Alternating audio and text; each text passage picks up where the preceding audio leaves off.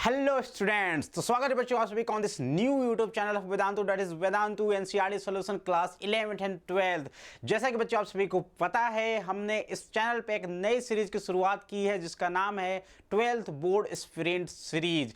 इस सीरीज में बच्चों हम लोग टारगेट करने वाले हैं जो 2024 में जो भी बच्चे बोर्ड के एग्जाम देने वाले, चाहे वो सीबीएसई से हो, आईसीएसई से हो या फिर किसी भी रीजनल बोर्ड से हो, उन सभी बच्चों के लिए बोर्ड में फिजिक्स में 95+ नंबर लाने के लिए ये पर्टिकुलर सीरीज का शुरुआत किया गया है। तो बच्चों फटाफट सभी लोग ज्वाइन करेंगे। आज क्लास में हम लोग बच्चों करने वाले हैं कंप्लीट अल्टरनेटिंग करंट चैप्टर का बिल्कुल पोस्टमार्टम करने वाले, जितने भी इंपॉर्टेंट कॉन्सेप्ट हो सकते हैं सारे कॉन्सेप्ट का डिस्कशन करने वाले हैं जो भी इंपॉर्टेंट है। और मैं ये भी बताने वाला हूँ कितने नंबर से क्वेश्चन आते हैं और कितनी बार आए हुए हैं, और उसके बाद हम लोग कुछ इंपॉर्टेंट क्वेश्चंस भी करने वाले हैं। तो फटाफट बच्चों सभी लोग ज्वाइन कर लेंगे। और जो लोग मुझे नहीं जानते, मेरा नाम है विशाल और रखता हूँ आप सभी का ख्याल, लेकिन किसका? फिजिक्स का।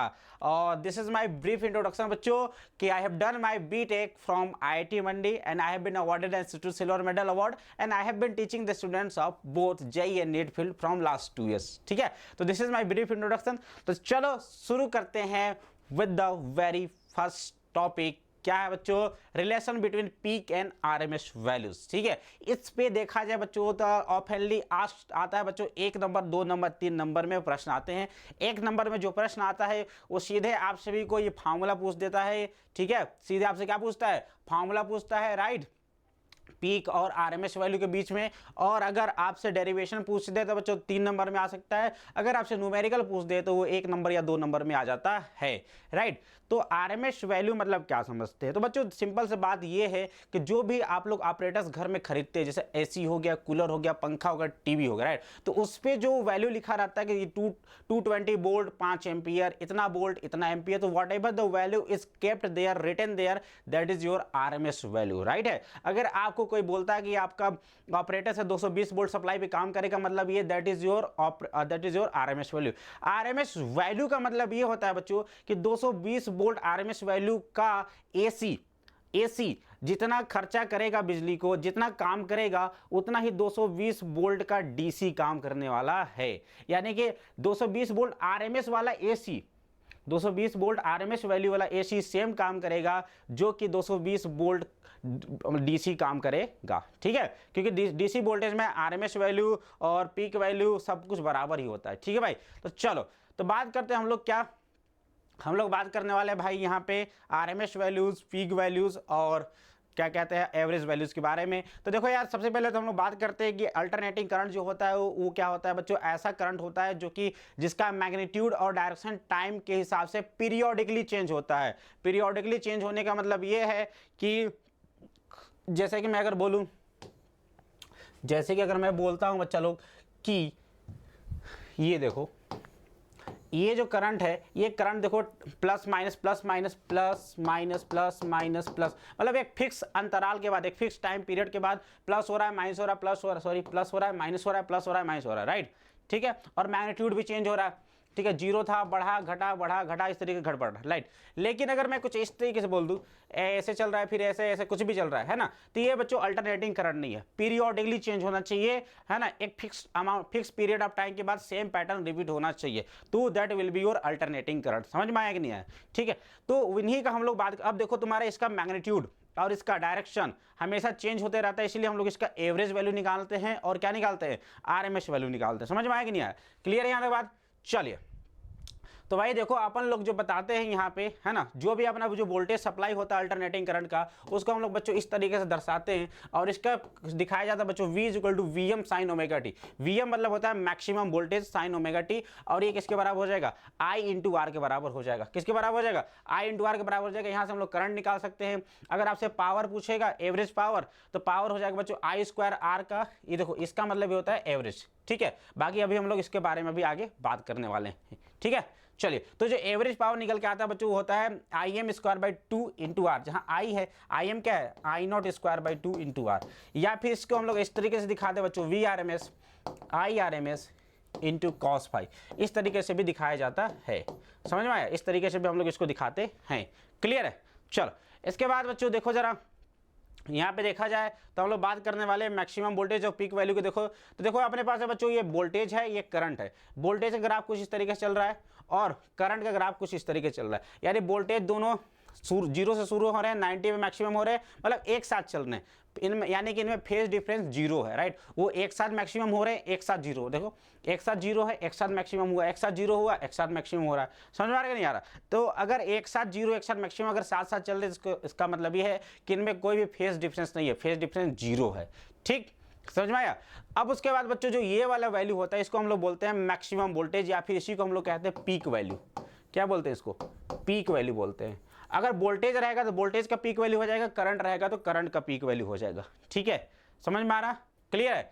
ठीक है भाई, चलो अगर ये देखो करंट है, ये करंट का ग्राफ ऐसे चल रहा था, ये है जो इसका करंट का पीक वैल्यू हो गया, और ये वाला हो गया वोल्टेज का पीक वैल्यू। ठीक है, ठीक है, किसी कोई दिक्कत? चलो तो यहाँ पे बच्चों, यहाँ पे जो VRMS होता है, यहाँ पे जो VRMS होता है वो क्या होता है बच्चों? मैक्सिमम का 1/√2 होता है। मैक्सिमम का क्या होता है? 1/√2 होता है। ठीक है, और अगर हम लोग करंट के फॉर्म में दिखाएं तो Im/√2 होता है। मतलब अगर IRMS पूछे, अगर करंट का RMS वैल्यू पूछे तो हो जाएगा सर मैक्सिमम I/√2।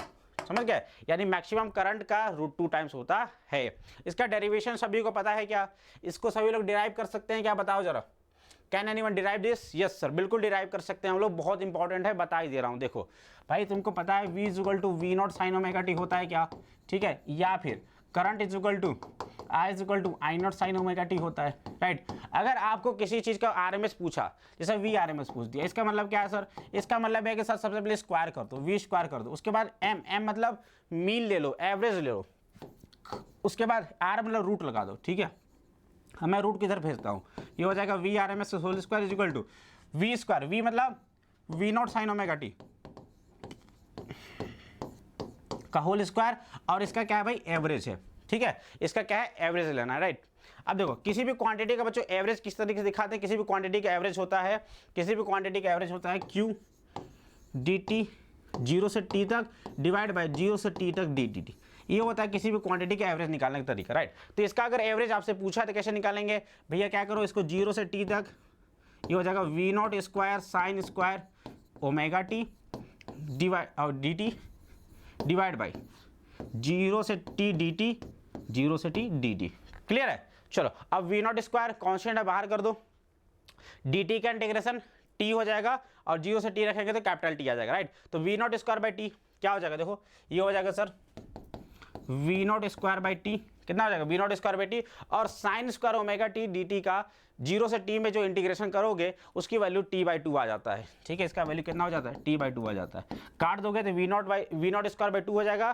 तो अगर VRMS निकालोगे तो उसका रूट हो जाएगा, उसका रूट निकाल लोगे तो कितना हो जाएगा? वो सर हो जाएगा V0/√2 हो जाएगा। अरे समझ में आया कि नहीं आया? है ना, V0/√2 हो जाएगा। This is the RMS value of the voltage. Similarly बस करंट के वोल्टेज की जगह करंट रख दो, V0 की जगह I0 रख दोगे तो क्या निकल जाएगा? IRMS निकल जाएगा। यानी कि VRMS और IRMS साइनोसॉइडल वेव के लिए, दिस पर्टिकुलर वेव के लिए कितना होता है? V0/√2 होता है। मजा आया कि नहीं है? इस तरीके से डेरिवेशन कर सकते हैं, हो जाएगा। चलो अब हम लोग बात करते हैं आगे की ओर। आगे की ओर चला जाए बच्चों, तो देखो we'll talk about the power dissipated in inductor. ठीक है, इंडक्टर में कितना पावर डिसिपेट हुआ उसकी बात करते हैं। ठीक है, बहुत इंपॉर्टेंट है, सवाल आया हुआ है बोर्ड में, 3-4 बार आया हुआ है। ठीक है, तो देखो यार याद रखना, केवल और पावर जो डिसिपेट होता है, that power is dissipated into only register. Register he power को लॉस करता है, बाकी जो इंडक्टर होते हैं या फिर जो कैपेसिटर होते हैं वो पावर को स्टोर कर लेते हैं, लॉस नहीं करते। तो इंडक्टर या कैपेसिटर में जो पावर लॉस होता है वो 0 होता है। ठीक, क्यों होता है ऐसा? तो आप सभी को थोड़ा सा ये पता होना चाहिए कि सर, मतलब वैसे तो मैंने बता ही दिया कि जो भी पावर हम लोग देते हैं वो सारा स्टोर कर लेता है, बट इसको अगर हम लोग प्रूव करना है तो कैसे प्रूव कर सकते हैं? तो इसको हम लोग ऐसे प्रूव कर सकते हैं बच्चे लोग कि देखिए जरा, है ना, पावर इज इक्वल टू क्या हो जाएगा सर? हो जाएगा current into voltage. Current into voltage, current क्या होगा? Im sin ωt minus π/2।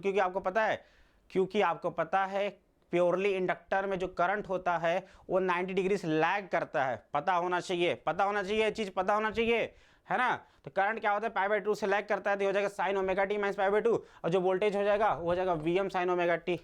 Right है? क्लियर है यहाँ तक? ठीक है।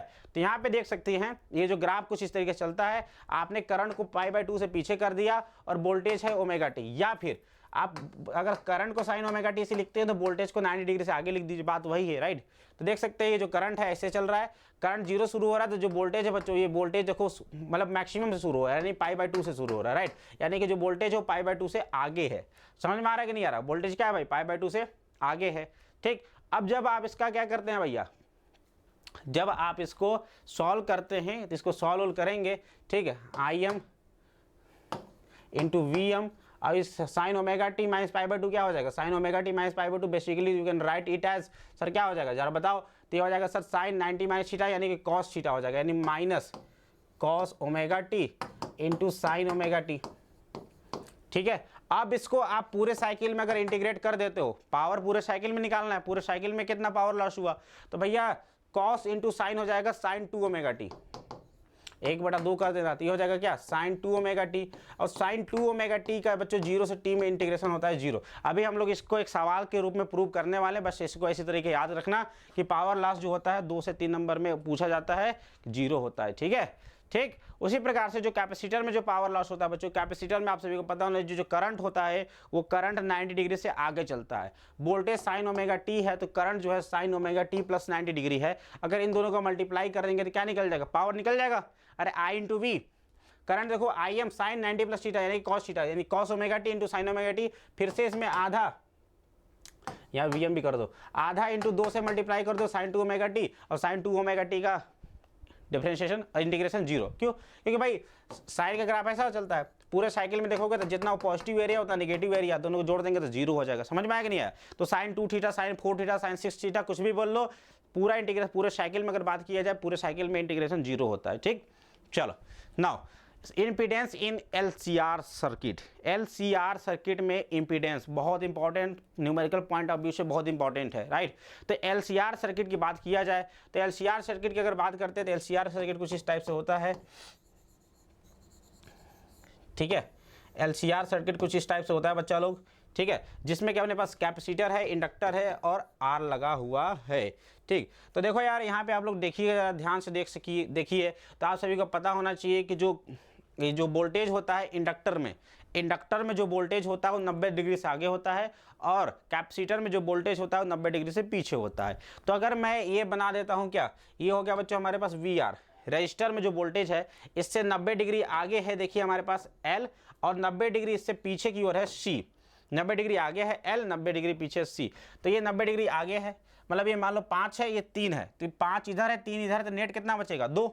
वो कैसे निकलेगा, 5 में से 3 घटा देंगे, यानी VL में से BC घटा देंगे, तो VL माइनस BC हो जाएगा क्या, ठीक है। अभी हो गया VL माइनस BC, और इधर है बच्चा अपना VR, यह VL माइनस BC, इधर है VR, इन दोनों का नेट ये निकलेगा, इन दोनों का नेट ये निकलेगा, और यही अपने को निकालना है। तो बेसिकली क्या इसकी वैल्यू क्या होगी सर, इसकी वैल्यू देखो हाइपोटेनस के square is equal to base square, यानी VR square plus VL minus BC का होल स्क्वायर। समझ में आया कि नहीं आया, ठीक। तो वही लिखा हुआ है जो ये हाइपोटेनस के square is equal to VR square plus VC minus VL का होल स्क्वायर। क्लियर है? अब इसको आप लोग कैसे लिख सकते हैं, है ना, इसको लिख सकते हैं I into R square plus इसको I इंटू XC, इसको I इंटू L लिख सकते हैं, I कॉमन लेके स्क्वायर करके बाहर निकाल दो, तो VM बाई I M कितना हो जाएगा, VM बाई I M, ये this will be your Z। यही तो इम्पिडेंस होता है ना। देखो अगर सर्किट में केवल रजिस्टर लगा रहता है तो R से हम लोग दिखाते हैं, अगर C केवल लगा रहता है तो उसके लिए XC होता है, अगर L रहता है तो XL होता है, और अगर R के साथ कुछ और कंबाइन में आ गया LC या फिर LC दोनों आ गया तो उसके लिए हम लोग Z टर्म का यूज करते हैं, इम्पीडेंस टर्म का यूज किया जाता है। क्लियर है? तब Z आ जाएगा, ये भी एक तरीके से क्या है, एक तरीके से रेजिस्टेंस ही होता है, और Z की वैल्यू आ जाएगी बच्चों कितना, इसको डिवाइड कर दो तो Z स्क्वायर की वैल्यू देखो कितनी आ गई, ये देखो Z स्क्वायर की वैल्यू आ जाएगी हमारे VM बाई I M, इसका Z स्क्वायर इक्वल टू हो जाएगा R square plus XC minus XL का होल स्क्वायर, ठीक है। तो Z की वैल्यू क्या हो जाएगी, अंडर रूट में हो जाएगा, ठीक। और उसके बाद अगर आपसे पूछा जाए कितना फेज है, अगर ये tan फाई पूछा, tan फाई क्या हो जाएगा, VL माइनस BC अपॉन में VR हो जाएगा, राइट। तो tan फाई कितना हो जाएगा, VC माइनस VL अपॉन में VR, या फिर XC माइनस XL अपॉन में R, this will be the value of tan phi. याद रखना ये दोनों फॉर्मूले बहुत काम के हैं, ये दोनों फार्मूले बच्चा लोग बहुत काम के हैं। जो भी बड़ा होगा, मैं मॉडल लगा दे रहा हूँ, जो भी बड़ा होगा उसी में से घटाना, ठीक, ऐसा नहीं कि एक्सी में से एक्सएल ही घटाना, ऐसा नहीं, जो बढ़ा होगा उसमें से घटाना, अदरवाइज मॉड लगा देना, आंसर पॉजिटिव आना चाहिए। क्लियर है? हो जाएगा क्या? हो जाएगा बच्चा लोग? ठीक है, समझ गए? चलो आगे चलते हैं हम लोग। Now resonance of LCR circuit की बात कर लिया जाए तो रेजोनेंस कब होता है बच्चों? रेजोनेंस एक ऐसी घटना होती है जब एलसीआर सर्किट में मैक्सिमम करंट फ्लो होता है, तो उस घटना को हम लोग कहते हैं रेजोनेंस। रेजोनेंस कब होता है? रेजोनेंस तब होता है, ठीक है, जब सोर्स की जो फ्रीक्वेंसी है, जो सोर्स की फ्रीक्वेंसी है पूरे सर्किट की फ्रीक्वेंसी से मैच कर जाए, सर्किट की फ्रीक्वेंसी से मैच कर जाए। सर्किट की फ्रीक्वेंसी मान लीजिए ओमेगा है, 10 हर्ट्ज है, तो सोर्स की फ्रीक्वेंसी कभी ना कभी 10 हर्ट्ज होने वाली है। अब इस फ्रीक्वेंसी पे जब सोर्स की फ्रीक्वेंसी जब मैच कर जाती है तो इस कंडीशन में बच्चों जो करंट बहता है वो मैक्सिमम बहता है। जैसे कि आप लोगों ने सुना होगा रेडियो ट्यूनिंग। रेडियो ट्यूनिंग में क्या करते हैं, जो नॉब होता है रेडियो का, उसको आप लोग इधर उधर घुमाते हो, है ना, तो जब एक बार पहले क्या करता है, घर घर आता रहा है ना, एक जब जैसे उस चैनल को पकड़ लेता है तो क्या होता है, आपने क्लियर आवाज़ आने लगती है। रेडियो अगर आपने कभी यूज़ किया हो, सुना होगा तो उसमें यही तो होता है ना, कि वो क्या करता है, हम लोग फ्रीक्वेंसी को मतलब जो नॉब को घुमाते हैं उसके वजह से उससे क्या करते हैं हम लोग सी या एल को एडजस्ट करते हैं, ताकि जो ब्रॉडकास्ट हो रही हो आवाज़, जो आवाज़ आ रही है, जो एफएम रेडियो वाला जो आवाज़ ब्रॉडकास्ट हो रहा है, उसका जो फ्रीक्वेंसी हमारे नॉब यानी कि हमारा जो रेडियो है उसके फ्रीक्वेंसी से मैच कर जाए, तो उस कंडीशन में क्या होगा, करंट मैक्सिमम बहेगा, यानी कि सिग्नल मैक्सिमम फ्लो होगा। उस कंडीशन में अपने को क्लियर आवाज़ आता है। ठीक है, तो वही यहाँ पे भी होता है। रेजोनेंस में हम लोग क्या करते हैं बच्चों, रेजोनेंस में हम लोग बेसिकली नॉब को घुमा करके क्या करते हैं, जो सी या एल होता है, जो सी कैपेसिटर या फिर जो एल होता है, उसको घटाते बढ़ाते हैं इस तरीके से कि जो एक्सी और एक्सएल बराबर हो जाए, एक्सी और एक्सएल बराबर है। क्योंकि देखो तुमको पता है जेड जो इंपीडेंस होता है वो क्या होता है सर, ये होता है R square plus XC minus XL का होल स्क्वायर। ठीक है, अपने को करंट मैक्सिमम चाहिए, अगर करंट मैक्सिमम चाहिए तो अपना जो इंपीडेंस है वो मिनिमम होना चाहिए, इंपीडेंस मिनिमम होना चाहिए। इंपीडेंस कब मिनिमम होगा, जब ये दोनों बराबर हो जाए और इन दोनों का माल कितना हो जाए, जीरो हो जाए। यानी अगर एक्सी एक्सएल बराबर हो गया तो इन दोनों घट के जीरो हो जाएंगे। ठीक, तो अपने को मैक्सिमम करंट के लिए एक्सी एक्सएल को बराबर करना होगा। एक्सी मतलब 1/ओमेगा0c इज इक्वल टू एक्सएल मतलब ओमेगा0l, राइट। वह ओमेगा0 क्या है बच्चों, वह फ्रीक्वेंसी है जिसके ऊपर सोर्स की फ्रीक्वेंसी और सर्किट की फ्रीक्वेंसी दोनों क्या हो गई, मैच कर गई। तो नाउ यहाँ से आप लोग निकाल सकते हैं जो ओमेगा0 होगा वो क्या हो जाएगा, √LC। समझ गए, ओमेगा0 इज इक्वल टू 1/√LC हो जाएगा। क्लियर यहाँ तक कर पाएंगे सभी लोग, है ना। तो this is the resonance frequency. और दिस रेजोनेंस फ्रीक्वेंसी में बच्चा लोग ये फ्रीक्वेंसी पे, इस फ्रीक्वेंसी पे रेजोनेंस फ्रीक्वेंसी FR पे जो करंट फ्लो होगा और that current is flowing, current को जो एम्पलीट्यूड होने वाला है वो मैक्सिमम होने वाला है। इसके लेफ्ट में, इस फ्रीक्वेंसी के लेफ्ट में, इस फ्रीक्वेंसी के लेफ्ट में जो सर्किट रहता है वो कैपेसिटिव सर्किट रहता है। ठीक, और इस सर्किट के राइट में जो सर्किट रहता है उसको हम लोग कहते हैं इंडक्टिव सर्किट। क्या होता है, इंडक्टिव सर्किट होता है। क्लियर है। अब यहाँ पे बच्चों एक चीज, दो चीज, ये तीन पिक देख रहे हो आप सभी लोग, है ना, ये तीन पिक देख रहे हो। तीन पिक में अगर देखो बच्चों तो यहाँ पे करंट क्या है, यहाँ पे करंट है ये करंट मान लो 2 एम्पियर, यहाँ पे 3 एम्पियर, यहाँ पे 7 एम्पियर, राइट। तो करंट अगर मैक्सिमम है तो यहाँ पे जो रेजिस्टेंस होगा, ये रेजिस्टेंस क्या होगा, स्मॉल होगा, ये रेजिस्टेंस मीडियम होगा, ये रेजिस्टेंस सबसे ज्यादा होगा, तभी तो यहाँ पे करंट मैक्सिमम, करंट मिनिमम है, राइट है। तो ये ग्राफ याद रखना करंट वर्सेस फ्रीक्वेंसी का होता है। ठीक है, 2 से 3 नंबर में आता है इस पे सवाल और बहुत बार आ चुका है। ठीक है, चलो इसके बाद important formula to remember, IRMS की वैल्यू हमने निकाल लिया Vm/√2, ये होगा Im/√2। पावर जो होता है P is equal to IB या I²R होता है, right. XL is equal to omega L, XC is equal to 1/ओमेगा C, और ओमेगा इज इक्वल टू क्या होता है 2π या फिर 2πf इंटू C हो जाएगा। और जो करंट हो जाएगा वो क्या हो जाएगा Vm/XC, XC मतलब ऊपर चला जाएगा। क्लियर है। चलो इसके बाद अपना एक इंपॉर्टेंट टॉपिक होता है चोक कॉइल। क्या भाई, चोक कॉइल। चोक कॉइल क्या होता है, कोई जानता है क्या choke coil, anyone? Choke coil क्या जानते हो? ठीक है, देखो होता क्या है, देखो कि मोस्ट ऑफ द प्लेसेस पे क्या करते हैं हम लोग बच्चों, जो household electric power is supplied at the 220 volt और 50 hertz and if such source is directly connected to the mercury tube the tube में बी डैमेज, है ना। तो क्या होता है कि जनरली आप सभी के घरों में, हम सभी के घरों में 220 वोल्ट और 50 हर्ट्ज का AC सप्लाई आता है।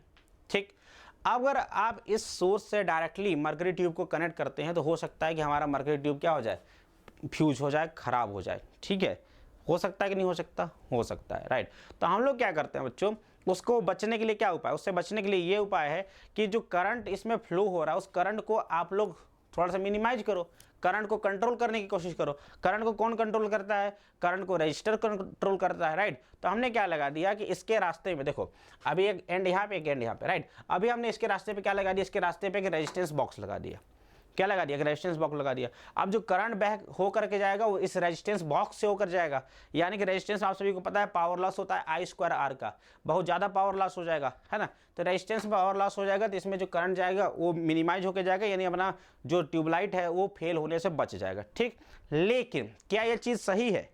क्या ये चीज़ सही है? पढ़ा लिखा होने का क्या यही फायदा है कि भैया एक काम करो, अपना ट्यूब बचाना तो एक काम करो, जो पावर है उसको लॉस करा दो? ऐसा नहीं भाई, है ना। तो ये क्या करेगा? ये बहुत ही ज़्यादा हाई पावर लॉस कराता है। तो इसके लिए कुछ अपन लोग उपाय करते हैं। इसके लिए अपन लोग कुछ उपाय करते हैं। ये रेजिस्टेंस बॉक्स की जगह पे हम लोग लगाते हैं चोक कॉइल को। किसका यूज करते हैं बच्चा लोग? चोक कॉइल का यूज करते हैं। समझ में आया कि नहीं आया? अब ये चोक कॉइल क्या होता है भाई? अब ये चोक कॉइल क्या होता है? तो चोक कॉइल के लिए हम लोग, चोक कॉइल क्या होता है बच्चों? तो to control current as well as the power loss. अब हमें देखो करंट को तो कंट्रोल करना ही प्राइमरी ऑब्जेक्टिव है, लेकिन जो रेजिस्टेंस बॉक्स हमने लगा दिया उसकी वजह से पावर लॉस हो रहा है, उस पावर लॉस को भी मिनिमाइज करना है। तो पावर लॉस को मिनिमाइज भी करना है तो उसके लिए हम लोग क्या करते हैं कि चोक कॉइल लगाते हैं। क्या करते हैं? चोक कॉइल लगाते हैं विद द ट्यूब, सीरीज में लगाते हैं। अब चोक कॉइल क्या होता है बच्चों? Choke coil is a simply coil having large inductance but a small resistance. इससे फायदा देखो, इससे फायदा देखो, आप सभी को पता है इंडक्टर में कोई भी पावर लॉस नहीं होता है, नहीं होता ना? नहीं होता सर। और जो करंट जो फ्लो होता है वो करंट का फ्लो जो है इंडक्टर मतलब जो इंडक्टर होता है वो करंट के फ्लो का विरोध करता है कि नहीं करता? मतलब जो उसके अंदर का आप इंडक्टर लगा देते हो, हाई अमाउंट का इंडक्टर अगर आपने लगा दिया तो आप सभी को पता है सेल्फ इंडक्टेंस की घटना के वजह से जो करंट जो चेंज होगी उसका विरोध करेगा, है ना, उसका रेजिस्ट करेगा उसको, राइट। तो यहाँ पे आप देख सकते हैं जो स्मॉलर रेजिस्टेंस लगाया हमने और बड़ा सा इंडक्टर लगाया। अब बड़ा हमने कितना भी बड़ा इंडक्टर लगा दिया उसमें तो पावर लॉस तो होना नहीं है, तो हमारा पावर लॉस भी बच गया और इंडक्टर बड़ा लगाने से जो हमारा करंट जो फ्लो हो रहा था वो भी कंट्रोल हो गया। समझ में आया कि नहीं आया? ठीक है, चलो। यही होता है बच्चों choke coil. As it is connected to an AC source, it opposes the changing current and thereby controls the value of current। तो एक इसने करंट की वैल्यू को कंट्रोल कर दिया। और दूसरा बात, क्योंकि आप सभी को पता है इंडक्टर में कोई भी पावर लॉस नहीं होता, पावर लॉस जो इंडक्टर में जो होता है वो शून्य होता है। इस तरीके से आप लोग देख सकते हैं पावर लॉस भी मिनिमाइज हो गया, यानी कि अपना दोनों काम हो गया। और यही होता है अपना चोक कॉइल भाई, ठीक है। यही होता है चोक कॉइल का प्रिंसिपल। समझ में आ गया कि नहीं आ गया? यानी अपना दोनों पर्पज हो गया सॉल्व। तो चोक कॉइल बच्चों कुछ होता है इस प्रकार से, अंदर सर्किट देखा जाए तो कुछ इस प्रकार से होता है जिसमें एक छोटा अमाउंट का रजिस्टर लगा होता है और एक बड़ा सा इंडक्टर लगा रहता है, ठीक है। तो इस कंडीशन में अगर आप AC सप्लाई इसमें कराते हैं तो V is equal to V not sine omega T अगर इसमें बह रहा है तो इसका आप लोग इम्पीडेंस पता कर सकते हैं। इम्पीडेंस कितना हो जाएगा sir? Z is equal to R square plus XL, मतलब बच्चों ओमेगा L का होल स्क्वायर, राइट। तो L हमारा देखिए बहुत बड़ा है तो हमारा Z बहुत बड़ा हो जाएगा। तो जो करंट फ्लो होगा बच्चों वो क्या हो जाएगा?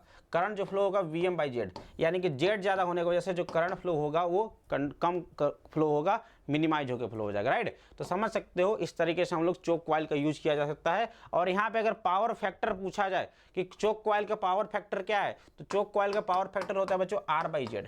क्या होता है? R/Z, R divide by Z की वैल्यू तो यही हो गई, राइट। तो ये होता है पावर फैक्टर, ठीक। cos फाई को हम लोग कहते हैं power factor. The advantage of using a choke coil to reduce the voltage is that an inductor does not consume power, ठीक है। तो इंडक्टर पावर का कंज्यूम नहीं करता, यही इसका सबसे बड़ा फायदा है चोक कॉइल में इंडक्टर यूज करने का। क्या सभी को समझ में आ गया बात? सभी को समझ में आ गया बात, ठीक है। किसी को दिक्कत बच्चा लोग?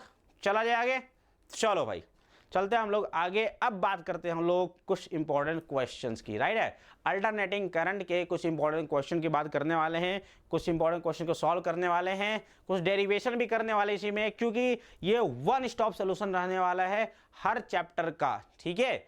इसको अगर फॉलो कर लिए तो मतलब समझ लो कि मैक्सिमम जो भी इंपॉर्टेंट चीज़ें हैं, देखो ऑब्वियस सी बात है हम लोग बहुत चीज़ें स्किप भी कर रहे हैं, लेकिन आप सभी के लिए जो चीज़ इंपॉर्टेंट मतलब इन चीज़ों को आपको बिल्कुल मिस करना ही नहीं है, ठीक है। जो भी चीज़ मैंने पढ़ाया इनको मिस करना ही नहीं, इनको पढ़ के ही जाना है, राइट। चलिए तो यहाँ पे शुरू होता है आप सभी की स्क्रीन पे बच्चों पहला क्वेश्चन। देखिए क्या कह रहा है कि the instantaneous current and voltage of an AC circuit is given by I is equal to 10 sin 300 t ampere and voltage दिया जाता है 200 sin 300t voltage. What is the power dissipation in the circuit? Circuit में कितना power dissipation है, क्या कोई बता सकता है? क्या कोई बता सकता है सर्किट में कितना पावर डिसिपेशन हो रहा है? सर बिल्कुल बता सकते हैं, जरा बताइए कौन सा सर्किट है सर? देखो अपने पास करंट और वोल्टेज के बीच में कोई भी फेज डिफरेंस नहीं है, करंट और वोल्टेज के बीच में कोई भी फेज डिफरेंस नहीं है, यानी कि जो फेज डिफरेंस है कितना है, 0 है। ठीक, जरा बताओ पावर लॉस क्या होता है? सर पावर लॉस का फॉर्मूला होता है, एवरेज पावर लॉस का फॉर्मूला क्या होता है बच्चों? ये होता है VRMS into IRMS into cos phi. ये फार्मूला होता है कि नहीं होता? VRMS IRMS into cos phi, this is the formula for average power loss with in any AC circuit. ठीक, चलो VRMS बताइए। VRMS सर V नॉट कितना है? 200, तो VRMS हो जाएगा sir 200 not by root 2, 200 by root 2। हो जाएगा कि नहीं होगा? हो जाएगा। ठीक, उसके बाद IRMS बताओ, करंट कितना है भाई? 10 बाई रूट 2, क्योंकि ये I नॉट है, I not by root 2 into cos phi, cos zero की वैल्यू 1। देखो क्या 2000 बाई 2 यानी कि हो जाएगा अपने पास 1000 वाट। 1000 वाट मतलब बच्चों 1 किलो वाट, यानी कि जो पावर लॉस होगा that will be your 1 kilowatt. समझ में आया कि नहीं आया? आ रहा है समझ में? बच्चा लोग जल्दी जल्दी बताएंगे, क्या सभी को समझ में आ रहा है बात? ठीक है, चलो नेक्स्ट। तो यहाँ से हम लोग देख सकते हैं 1000 what is the power loss बच्चा लोग। ठीक है, हो जाएगा, किसी कोई दिक्कत? ठीक है, चल नेक्स्ट सवाल। Prove that an ideal capacitor in AC circuit does not dissipate power. 3 number का सवाल है, बहुत ज़्यादा इंपॉर्टेंट है, वेरी वेरी इंपॉर्टेंट, डिराइव करने के लिए आ जाता है। ठीक है, तो आप सभी को प्रूव करना है कि जो आइडियल कैपेसिटर वाला सर्किट होता है ना, AC सर्किट, आइडियल कैपेसिटर का जो AC सर्किट होता है इसमें कोई भी पावर लॉस नहीं होता है ना। तो ये V is equal to V not sine omega T है, इससे करंट बह रहा है I। ठीक है, तो आपने को प्रूव करना है जो पावर लॉस होता है वो 0 होता है। तो सबसे पहले देख लो कि भैया हमने मान लिया कि आप सभी को पता होना चाहिए थोड़ा सा ये चीज़ कि अपने को जो पावर लॉस निकालना है वो एवरेज पूरे साइकिल में निकालना है ना। क्या निकालना है? पूरे साइकिल में निकालना है, राइट। तो आपको एक चीज़ यहाँ पे पता होना चाहिए कि जब when AC is supplied to a capacitor, जब प्योरली कैपेसिटर में अल्टरनेटिंग करंट सप्लाई किया जाता है तो आप सभी को पता होना चाहिए कि जो करंट होता है वो π/2 डिग्री से आगे होता है। करंट जो होता है वो π/2 डिग्री से आगे होता है, किससे? वोल्टेज से। ये आप सभी को पता होना चाहिए, राइट। थ्योरी में पढ़ा होगा आपने, नहीं पढ़ा होगा तो मैं बता ही तो रहा हूँ यार, पढ़ लो, याद कर लो, और क्या। अब तुम वीडियो पॉज करके देखने जाओगे कि मैंने पढ़ा था कि नहीं पढ़ा था, चलो मैं पढ़ के आऊँगा तब इस वीडियो को देखा, नहीं भाई इतना टाइम नहीं है यार, इतना तुमको पता होना चाहिए भाई। नवंबर आ गया, इतना तुमको पता होना चाहिए, राइट। अभी तो सिलेबस खत्म हो जाना चाहिए तुम्हारा। ठीक है, तो देखो वोल्टेज, तो आप सभी को मैंने बताया कि जो करंट होता है वो वोल्टेज से 90 डिग्री आगे होता है। ठीक, चले, तो अगर मैंने वोल्टेज को मान लिया V equal to V not sine omega t, तो करंट क्या होगा? I equal to I naught sine omega t plus π/2, या फिर 90 प्लस थीटा मतलब cos theta, I naught sine omega t हो जाएगा। समझ में आ गया कि नहीं आएगा, राइट। अब आपको पावर लॉस चाहिए, तो पावर क्या होता है बताओ? तो पावर लॉस अपने को कैसे निकालना है? तो sir power is equal to rate of work done, dW/dt, right.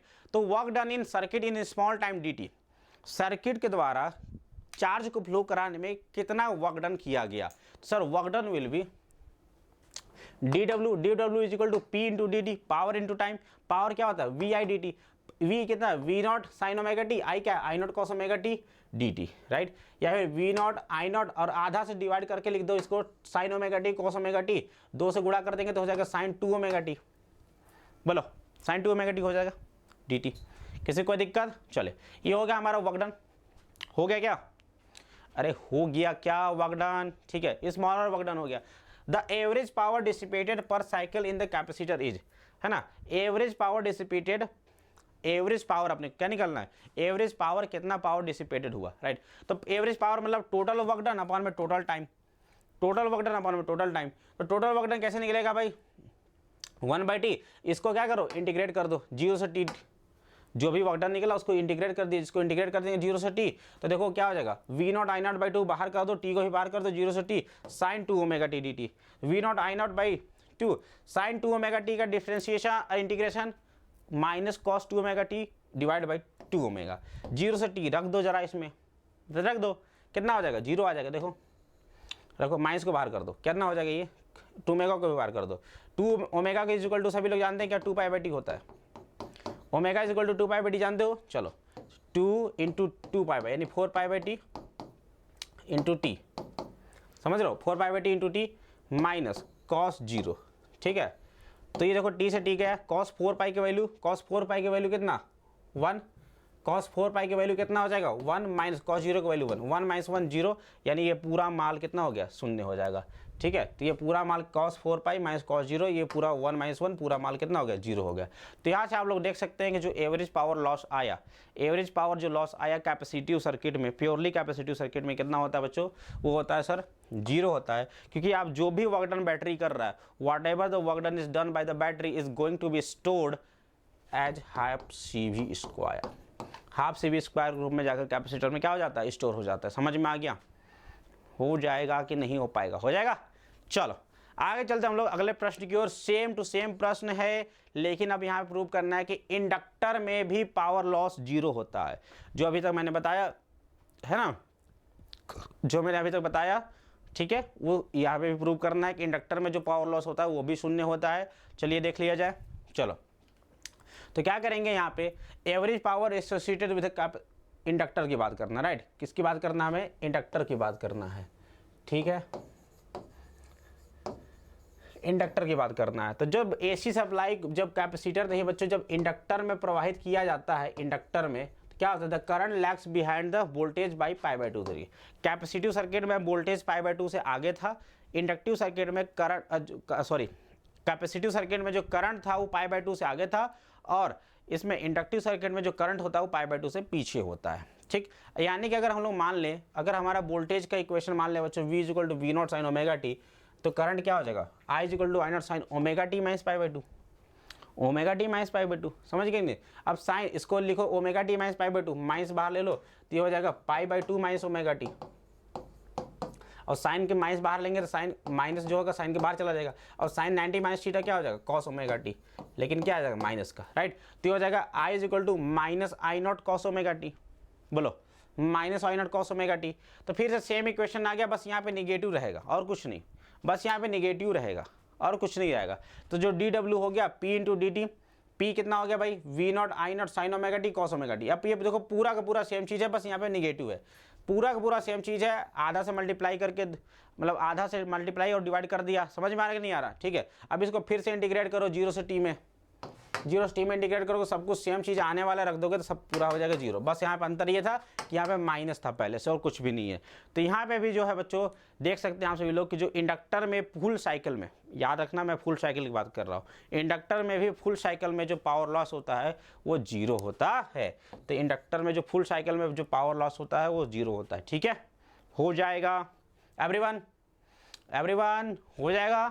चलिए next question on your screen पर, चलो देखिए क्या कह रहा है, derive an expression for the impedance of N AC circuit consisting of an inductor and register. जब आपके पास इंडक्टर और रजिस्टर है, केवल जब इंडक्टर और रजिस्टर है तब जाकर के आप लोग क्या डिराइव कीजिए, तब जाकर के उस कंडीशन में आपको इम्पीडेंस का फॉर्मूला निकालना है, ठीक है।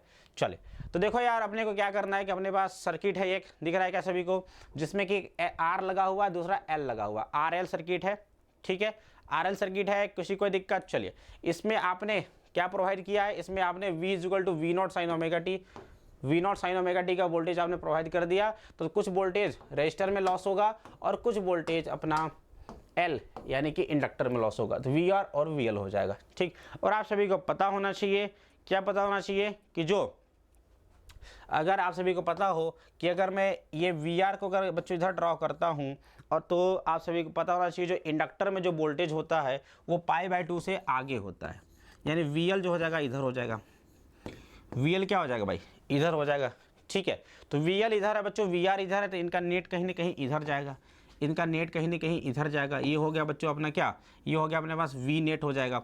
तो जो V नेट निकलेगा, ये V जो होगा क्या होगा, ये हो जाएगा सर VR² + VL²। जो V होगा वो क्या हो जाएगा VR² + VL² हो जाएगा। अब VR रजिस्टर में कितना वोल्टेज IR, रजिस्टर में कितना वोल्टेज IR यानी I² R² प्लस इंडक्टर में कितना वोल्टेज यानी I × XL यानी I² XL², I² कॉमन ले लिया, R² + XL², राइट। तो बच्चों देखो यहाँ पे देख सकते हो V²/R², जेड क्या होता है, जेड होता है सर V/I, जेड क्या होता है V/I, इम्पिडेंस यही तो होता है ना, Z = V/I। तो V/I करेंगे तो क्या हो जाएगा, ये हो जाएगा √में R square plus XL square. यही फॉर्मूला होता है किसका, इम्पीडेंस का फॉर आरएल सर्किट। ठीक है, हो जाएगा यहाँ तक बात, कर सकते हैं सभी लोग, समझ में आ गया, ग्राफ और आप भी समझ में आ गया है। चलिए आगे चला जाए। चलो तो यहाँ पे आपने देखा कि ये जो है is the effective resistance of the circuit, इसी को हम लोग कहते हैं इम्पीडेंस कहते हैं। ठीक, तो this is the value of impedance, जो कि मैंने आप सभी को बता दिया। और एंगल फाई होता है, इस एंगल फाई की वैल्यू अगर आपसे कभी पूछ दे तो tan फाई इक्वल टू निकाल लेना, ये परपेंडिकुलर यानी कि कौन है, ये VL है अपॉन में VR हो जाएगा, या फिर XL अपॉन में R हो जाएगा। ठीक है, क्या हो जाएगा, XL अपॉन में R, tan phi is equal to हो जाएगा XL अपॉन में R। अगर इसका अगर आपको पावर फैक्टर पूछे तो सर पावर फैक्टर होता है sir cos phi is equal to, ये होता है सर R/Z। पावर फैक्टर का फार्मूला निकाल लेना, cos फाई मतलब फार्मूला याद कर लेना, cos phi is equal to होता है R/Z होता है। ठीक है, अगर ये R है, ये XL है, तो ये होता है Z हमारा, तो cos फाई लगा लो, R/Z आ जाएगा। ठीक है, हो जाएगा बच्चा लोग, बढ़िया था, मज़ा आ रहा है। चलो मज़ा आना चाहिए भाई, मज़ा आना चाहिए। देखो यही सब सवाल आते हैं, बहुत आसान सवाल आते हैं, तो बस मेरा पर्पज़ यही है कि मैं जो पढ़ा रहा हूँ बस पढ़ते चलो, रिवाइज करते चलो, लिखते चलो। ठीक है भाई, एक चीज़ को तुम 4 बार 5 बार पढ़ो, नया चीज़ पढ़ने की आवश्यकता नहीं है। 4 बार 5 बार पढ़िए, सॉल्व कीजिए, बस जो पढ़े हैं उसको अपने अंदर कॉन्फिडेंट रहिए कि यस जो मैंने पढ़ा है वो मैं कर लूँगा। ओवर कॉन्फिडेंस नहीं, सेल्फ कॉन्फिडेंस में रहो। ठीक है, चलो नेक्स्ट सवाल देखिए क्या कह रहा है कि state the underlying principle of a transformer. देखो ये भी बोर्ड का बढ़िया क्वेश्चन है, कम से कम 3 और कभी कभी 5 नंबर में भी आ जाता है ये। ठीक है, तो कह रहा है कि state the underlying principle of transformer, how is the large scale transmission of electric energy over long distance done with the use of transformer. ठीक है, देखो यार बच्चों, अल्टरनेटिंग जो करंट की जो खोज हुई थी ना, इसी काम के लिए ही हुआ था। राइट, आप सभी को पता है जो पावर लॉस होता है ये होता है I²R। क्या होता है बच्चों, पावर लॉस होता है I²R। अगर आप लोग देखा जाए डीसी वोल्टेज की कमी क्या है, डीसी करंट की कमी यही है कि डीसी वोल्टेज को आप लोग लंबे डिस्टेंस तक, कई किलोमीटर तक, सैकड़ों किलोमीटर तक आप इसको नहीं भेज सकते। भेजेंगे तो आपका पूरा पावर लॉस हो जाएगा। समझ में आ रहा है कि नहीं आ रहा, क्योंकि उसमें जो करंट बहता है वो current fix amount of current बहता है। डीसी का ग्राफ इस तरीके से चलता है, ये टाइम टी हो गया, ये करंट हो गया I।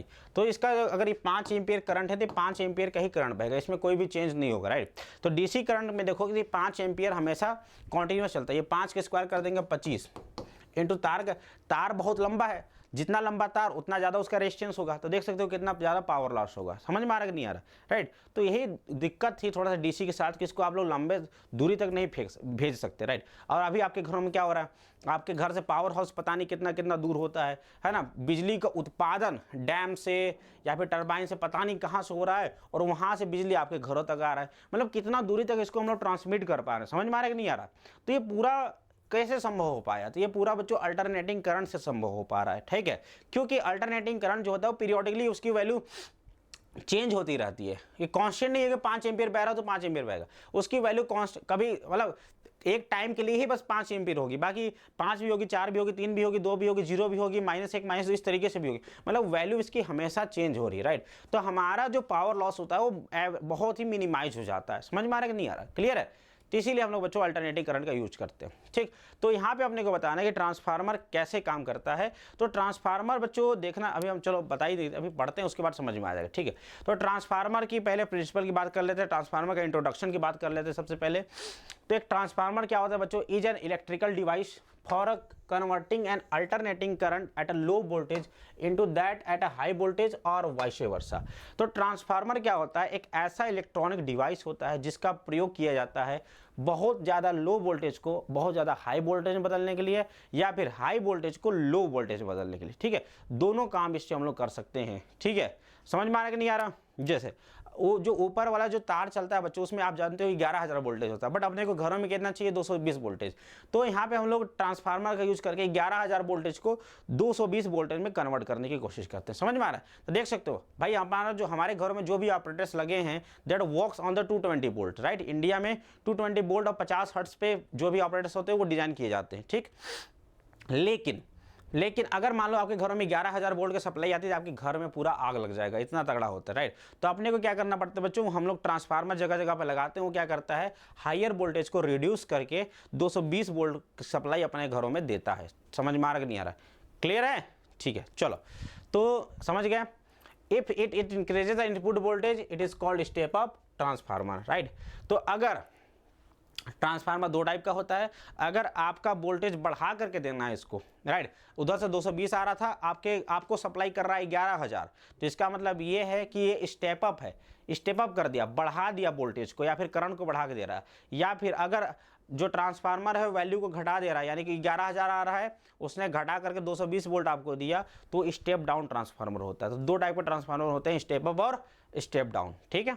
चलिए, ये स्टेप ट्रांसफार्मर कुछ इस तरीके से दिखता है। ये लेमिनेटेड आयरन के कोर्स होते हैं, मतलब कि आयरन के पट्टियाँ, बहुत सारी पट्टियाँ होती हैं, ठीक है, आयरन की बहुत सारी पट्टियाँ होती हैं, उनको एक दूसरे के ऊपर रखा जाता है और इनमें एक दोनों तरफ बच्चों कर देते हैं हम लोग वाइंडिंग करते हैं। क्या करते हैं? वाइंडिंग करते हैं, कॉपर के वायर से वाइंडिंग करते हैं। इधर वाला जो इनपुट वाला जो होता है बच्चों, जिधर हमारा सप्लाई आता है पावर हाउस से, उसको हम लोग कहते हैं प्राइमरी वाइंडिंग। क्या कहते हैं? प्राइमरी वाइंडिंग, प्राइमरी कॉइल कहते हैं इसको, ठीक है, जिसमें आपका आता है इनपुट, पी से दिखाते हैं। और सेकेंडरी जो होता है बच्चों, ये सेकेंडरी जो कि आउटपुट देता है, ये क्या देता है? ये हमारा आउटपुट प्रोवाइड कराता है, ये हमारे लोड को देता है, ठीक है। तो ये आउटपुट प्रोवाइड कराता है, ये सेकेंडरी कॉइल होता है, ठीक है। ये हमें क्या प्रोवाइड करा बच्चों? Output, right. आपको इनपुट आया 220, आपको दिया 11,000, आपको इनपुट आया 11,000, आपको दिया 220, ठीक है। तो ये डिपेंड करता है इनके कॉइल्स के संख्या पे, राइट, समझ में आ रहा है? तो ये होता है बच्चों, देख सकते हो यहाँ पे, देखो ये कितने, 1 2 3 4 ही टर्न्स है, यहाँ पे टर्न्स देखो ज़्यादा है, राइट। तो याद रखना, जिसमें टर्न्स ज़्यादा, अगर सेकेंडरी में, इसको हम लोग बोलते हैं सेकेंडरी कॉइल। सेकेंडरी मतलब आउटपुट जो कि हमें देगा। तो अगर सेकेंडरी में अगर कॉइल्स ज़्यादा हैं, सेकेंडरी में अगर कॉइल्स ज़्यादा हैं, तो भैया यहाँ पर आपको ज़्यादा वोल्टेज मिलेगा। पहले की प्राइमरी कंपैरिजन में ज़्यादा वोल्टेज मिलेगा, यानी कि ये स्टेप अप ट्रांसफार्मर है। कैसा स्टेप अप है? अगर आपका सेकेंडरी में जो नंबर ऑफ टर्न्स है कम है इसके कंपैरिजन में, तो आपका वोल्टेज घट करके मिलेगा, यानी this will be your step down transformer. Is that clear to everyone बच्चा लोग? ठीक है, पूरा कहानी समझ में आ गया? चलो आगे चला जाए, इसका प्रिंसिपल की बात करते हैं। प्रिंसिपल मैं समझा देता हूँ क्या होता है, देखो, उसके बाद पढ़ लेंगे, क्योंकि थ्योरी मैंने आप सभी के लिए इसलिए लिख रखा है ताकि आपको बोर्ड के एग्जाम में कैसे लिखना है, कैसे इंट्रोड्यूस करना है, क्या वर्डिंग यूज करनी होती है, वो जरूरी है, राइट। इसीलिए मैं इसको यहाँ पे लिख के लाया हूँ, अदरवाइज मैं आपको ऐसे समझा देता होता क्या है। तो देखो यार, आप सभी को पता है, जब आप प्राइमरी कॉइल है, इसमें आप लोग क्या कराते हैं? करंट जब फ्लो कराते हो, अल्टरनेटिंग करंट आप सभी को पता है टाइम के रिस्पेक्ट में चेंज होता रहता है, ठीक। अगर करंट की वैल्यू घट रही है, बढ़ रही है, करंट की वैल्यू घट रही है, बढ़ रही है, तो जिसकी वजह से आप सभी को पता है, अगर ये कॉइल है तो इसमें क्या पैदा होगा? फ्लक्स पैदा होगा। क्या पैदा हो जाएगा? फ्लक्स पैदा हो जाएगा। अब ये जो फ्लक्स पैदा होगा, ये फ्लक्स की वजह से इलेक्ट्रिक फील्ड लाइन्स निकलेंगी। अभी इलेक्ट्रिक फील्ड लाइन्स जो है बच्चों, इससे जाकर गुजरेंगे, है ना, इससे जाकर गुजरेंगी, सेकेंडरी वाले कॉइल से जाकर गुजरेंगे इलेक्ट्रिक फील्ड, अब मैग्नेटिक फील्ड लाइन्स। अब मैग्नेटिक फील्ड लाइन्स अगर इससे जाकर गुजरेंगी तो मैग्नेटिक फ्लक्स चेंज होगा इसमें भी, और इसमें अगर मैग्नेटिक फ्लक्स चेंज हो गया तो फैराडे ने बोला था कि सर इसमें एक ईएमएफ पैदा हो जाएगा due to change in the flux, right. और इस फ्लक्स में चेंज की वजह से इसमें एक ईएमएफ आ जाएगा जो कि क्या करेगा? करंट फ्लो करा देगा। क्या फ्लो करा देगा? जो कि करंट फ्लो करा देगा, राइट है। और इसी घटना, ये कौन सी घटना होती है? दिस इज द घटना of mutual inductance. Mutual inductance मतलब कि आपने प्राइमरी कॉइल में कुछ भी गड़बड़ी की, प्राइमरी कॉइल में करंट चेंज किया, प्राइमरी कॉइल में करंट चेंज करने की वजह से फ्लक्स चेंज हुआ, और उसके वजह से इससे लिंक्ड फ्लक्स चेंज हुआ, जिसकी वजह से इसमें करंट पैदा हो रहा है, राइट है। अब इसमें नंबर ऑफ टर्न्स ज़्यादा है, इसमें नंबर ऑफ टर्न्स ज़्यादा है, तो इसमें फ्लक्स ज़्यादा चेंज होगा। फ्लक्स ज़्यादा चेंज मतलब ज़्यादा ईएमएफ मतलब ज़्यादा करंट पैदा होगा। समझ में आया कि नहीं आया? कॉन्सेप्ट समझ में आ गया? इसका वर्किंग समझ में आ गया? ठीक है, अब इसी को हमने लिख रखा है, जरा पढ़ेंगे इसको क्या होता है, ठीक है। देखिए जरा प्रिंसिपल इसका, तो it works on the principle of mutual induction, that is when a changing current is passed through one of the two inductively coupled coils। दो कॉइल्स थे, ठीक है। जब उसमें से एक कॉइल में, यानी प्राइमरी कॉइल में जब करंट चेंज होता है, and induced EMF is setup in the other coil, तो जो सेकेंडरी वाला कॉइल है उसमें इंड्यूस्ड ईएमएफ सेटअप हो जाता है। ठीक है, ये प्रिंसिपल हो गया इसका। वर्किंग है, कैसे काम करता है? As the alternating current flows through the primary, it generates an alternating magnetic flux in the core which also passes through the secondary. ठीक है, समझ में आ गया? अल्टरनेटिंग करंट जैसे ही पास किया जाता है प्राइमरी कॉइल से, तो क्या होगा? उसके वजह से फ्लक्स चेंज होगा, फ्लक्स चेंज होने की वजह से क्या होगा? इस सेकेंडरी से पास होगा, this changing flux setup and induced EMF in the secondary coil. अब इस फ्लक्स चेंज की वजह से जो सेकेंडरी कॉइल है उसमें ईएमएफ पैदा हो जाता है। अब इस ईएमएफ की वजह से also a self induced EMF in the primary और उसके साथ साथ प्राइमरी में भी एक सेल्फ इंड्यूस्ड करंट पैदा होगा। ठीक, चलिए उसके बाद if there is no leakage of magnetic flux then flux linked with each turn of the primary will be equal to the that of linked with the each turn of secondary, right. तो अगर flux leakage नहीं हो रहा, मतलब transformer अगर आपका ideal है, मतलब कोई भी फ्लक्स फालतू बर्बाद नहीं हो रहा, तो जितना फ्लक्स आपका प्राइमरी से पैदा हुआ था total same amount of flux secondary में जाकर के चेंज होगा। ठीक है, चलो तो आप लोग देख सकते हैं प्राइमरी में अगर फ्लक्स चेंज हुआ, प्राइमरी में भी कुछ फ्लक्स चेंज होगा minus N P into D five by D T, और सेकेंडरी में भी चेंज होगा माइनस का N S into D five by D T. तो जो ई एम एफ सेकेंडरी में जो पैदा होगा उससे हमें मतलब है। ठीक है, तो सेकेंडरी में कितना होगा minus N S into D five by D T. अब आप देख सकते हैं जो सेकेंडरी में जो वोल्टेज पैदा हो रहा है, जो ई एम एफ पैदा हो रहा है वो एन एस के प्रोपोर्शनल है। यानी कि अगर सेकेंडरी में जितना ज़्यादा नंबर ऑफ टर्न्स रखेंगे, सेकेंडरी में जितना ज़्यादा आप नंबर ऑफ टर्न्स रखेंगे उतना ही ज़्यादा आपको क्या पैदा होगा, उतना ही ज़्यादा आप सभी को आउटपुट वोल्टेज मिल जाएगा। ठीक है, क्लियर है। चलो एनपी एंड एनएस प्राइमरी और सेकेंडरी में नंबर ऑफ टर्न्स हैं, वीपी और वीएस और उसके रिस्पेक्टिव वोल्टेज हैं।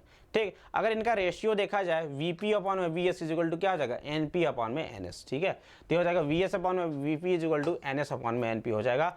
एनएस सेकेंडरी, एनएस अपॉन में एनपी सेकेंडरी अपॉन में प्राइमरी को हम लोग कहते हैं बच्चों टर्न्स रेशियो। इसको कहा जाता है क्या, टर्न्स रेशियो कहा जाता है। अगर हम लोग मान लें कि बच्चों अगर हमारा ट्रांसफार्मर आइडियल है, मतलब कि जितना हमने इनपुट पावर दिया सेम आउटपुट पावर है, मतलब पावर आउटपुट में भी पावर सेम है, तो यानी कि कोई भी पावर लॉस नहीं हो रहा आयरन के कोर्स में, हीट में कोई भी एनर्जी नहीं लॉस हो रही है, तो आप लोग कह सकते हैं कि जो इनपुट पावर है that will be output equal to output power. Power मतलब V into I, V I यानी वीपी इंटू आईपी, प्राइमरी में वोल्टेज इंटू प्राइमरी में current should be equal to secondary में वोल्टेज इंटू सेकेंडरी में current, right. तो यहाँ से देखिए जरा वी एस अपॉन में वीपी करेंगे तो हो जाएगा आईपी अपॉन में आई एस हो जाएगा। क्या हो जाएगा आईपी अपॉन में आई एस हो जाएगा, और इन दोनों को मिला दो तो ये किसके बराबर हो जाएगा एन एस अपॉन में एन पी के भी बराबर हो जाएगा। ठीक है, समझ में आया कि नहीं आया। ठीक है, तो याद रखिएगा I P upon I S is equal to V S upon V P is equal to N S upon में एन पी। यह फार्मूला याद रखना, ट्रांसफार्मर के लिए बहुत इंपॉर्टेंट फार्मूला है, ट्रांसफार्मर के लिए बहुत इंपॉर्टेंट फार्मूला है। ट्रांसफार्मर से अगर सवाल बनता है तो इन्हीं से बनता है। क्लियर है, चलो अब हम लोग बात करते हैं स्टेप अप ट्रांसफार्मर की। स्टेप अप ट्रांसफार्मर में क्या होगा बच्चों, अपने को वोल्टेज अप होके मिलेगा, ज्यादा होके मिलेगा। कब मिलेगा, जब सेकेंडरी में अपना नंबर ऑफ टर्न्स क्या हो, ज्यादा हो, राइट। सेकेंडरी में अगर बच्चों नंबर ऑफ टर्न्स ज्यादा है, एनएस ज्यादा है, तो सेकेंडरी में वोल्टेज भी ज्यादा होगा। देखो जरा यहाँ देखो ना भाई, यहाँ देखो अगर आपका एनएस ज्यादा है तो क्या हो जाएगा वीएस भी क्या हो जाएगा ज्यादा हो जाएगा। सिंपल सी बात ये देखो, एनएस ज्यादा है तो वीएस भी क्या हो जाएगा ज्यादा हो जाएगा, राइट है। चलिए, है ना, तो the output voltage is greater than the input voltage. ठीक, तो आउटपुट वोल्टेज जो होगा वो इनपुट वोल्टेज से ज्यादा होगा स्टेप अप में। क्लियर है यहाँ तक, किसी कोई दिक्कत बच्चा लोग। ठीक है, चलिए अब यहाँ पे कुछ एजम्पशन हम लोग मान के चलते हैं, जो भी हमने इसमें डेरिवेशन होगा, जो भी फार्मूला डिराइव किया उसमें कुछ एजम्पशंस होते हैं क्या, कि the primary resistance and the current are small. Primary resistance और जो प्राइमरी करंट होता है वो स्मॉल होता है। ठीक, the same flux links both the primary and the secondary winding as the flux leakage from the due to core is negligible. हम लोग ये भी मान के चलते हैं कि जिस आयरन के कोर पे आपने फ्लक्स बांध रखा, मतलब जिस आयरन कोर पे आपने वाइंडिंग की है उस कोर में, उस आयरन के कोर में कोई भी एडी करंट पैदा नहीं हो रहा, मतलब उसमें कोई भी मतलब कुछ भी लॉस नहीं हो रहा है। ये हम लोग मान के चल रहे हैं, बट ऐसा होता नहीं है, बट हम लोग मान के चल रहे हैं, राइट। उसके बाद the terminals of the secondary are open और the current taken from it is small. ठीक है, any to the terminals of the secondary are open, secondary voltage का जो टर्मिनल है वो खुला हुआ है, या फिर the current taken from it is small, या फिर उससे जो बाहर की ओर जो करंट जो फालतू में जो लॉस हो रहा है वो बहुत कम लॉस हो रहा है। ठीक है, समझ में आ गया कि नहीं आ गया। ठीक है, अब उसके बाद उसमें आप सभी को ये भी पूछा था कि लंबे डिस्टेंस तक, मतलब लंबे डिस्टेंस तक वोल्टेज को ट्रांसफर करने के लिए कैसे ट्रांसफार्मर का यूज किया जाता है। तो for long distance transmission the voltage output of the generator is stepped up so that current is reduce and consequently IR loss, IR मतलब सॉरी क्या है ये आई आर मतलब voltage loss, I R V is equal to I R मतलब voltage loss is reduced. It is transmitted over long distance and is stepped down at the distribution substation or consumer side, right? मतलब simple से बात ये समझो कि मान लीजिए power house है, पावर हाउस से आपका करंट पैदा हुआ है, वोल्टेज पैदा हुआ, यहाँ पे हमने लगा दिया कि स्टेप अप ट्रांसफार्मर। अब ये स्टेप अप ट्रांसफार्मर आपने लगा दिया, राइट? अब स्टेप अप ट्रांसफार्मर ने क्या किया, इसका वोल्टेज बढ़ा दिया। अब वोल्टेज बढ़ गया तो ज़्यादा दूरी तक चला जाएगा ये, ठीक है। अब ज़्यादा दूरी तक जा रहा है, उसके बाद यहाँ पे फिर से ट्रांसफार्मर एक हमने लगा दिया जो कि अभी जो ज़्यादा वोल्टेज का जो करंट है उसको फिर से क्या कर देगा, स्टेप डाउन कर देगा। समझ में आया कि नहीं आया? तो इस तरीके से हम लोग देखो, इस तरीके से हमने सेम हमें इसमें कोई फर्क नहीं, हमें जो सोर्स है वहाँ पे इनपुट में अपने को कुछ नहीं करना पड़ा। हमने हमारा जितना, जैसे मान लो हमारा 220 वोल्ट पैदा हो रहा था पावर हाउस से, मान लिया उसको हमने स्टेप अप ट्रांसफार्मर लगा करके 11,000 कर दिया। अब वो 11,000 पूरा फैल जाएगा, है ना? 11,000 जो कि वोल्टेज ज़्यादा है तो ज़्यादा दूरी तक जाएगा, ठीक है, क्योंकि पावर लॉस मतलब पावर उसमें बहुत ज़्यादा होगा। समझ रहे हो कि नहीं समझ रहे हो? ठीक है, पावर बहुत ज़्यादा होगा। अब वो ज़्यादा दूर तक गया, उसके बाद जहाँ आपको घरों में सप्लाई करना होगा वहाँ पे आप स्टेप डाउन ट्रांसफर लगा करके उसको सप्लाई करा सकते हैं, ठीक है। तो इस तरीके से हम लोग इसका प्रयोग करते हैं ट्रांसमिशन के लिए। क्लियर है यहाँ तक? क्लियर है? पूरा कहानी समझ में आ गया क्या ट्रांसफार्मर का? बच्चा लोग सब कुछ क्लियर हो गया क्या ट्रांसफार्मर के बारे में? कोई भी डाउट? ठीक है। यहाँ पे मैं एक चीज़ और बता देना चाहता हूँ, यहाँ पे एक चीज़ और कि यहाँ पे कभी कभी इफिशियंसी पूछ लेता है ट्रांसफार्मर की।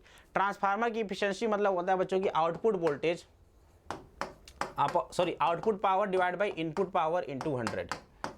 आउटपुट पावर मतलब secondary into I S upon में क्या हो जाएगा, I P into I P, Vp into I P into 100। तो यहाँ से आप लोग निकाल सकते हैं क्या, यहाँ from here you can calculate the efficiency, यहाँ से आप लोग एफिशिएंसी निकाल सकते हैं। This will be the efficiency of transformer, अगर आपका ट्रांसफार्मर आइडियल नहीं है तो, ठीक है, कर सकते हैं। चलो ठीक है, चले अब आगे सवाल चलते हैं। अगला सवाल देखो क्या कह रहा है कि एक alternating voltage given by V is equal to 140 sin 314t is connected across a pure resistor of 50 ओम।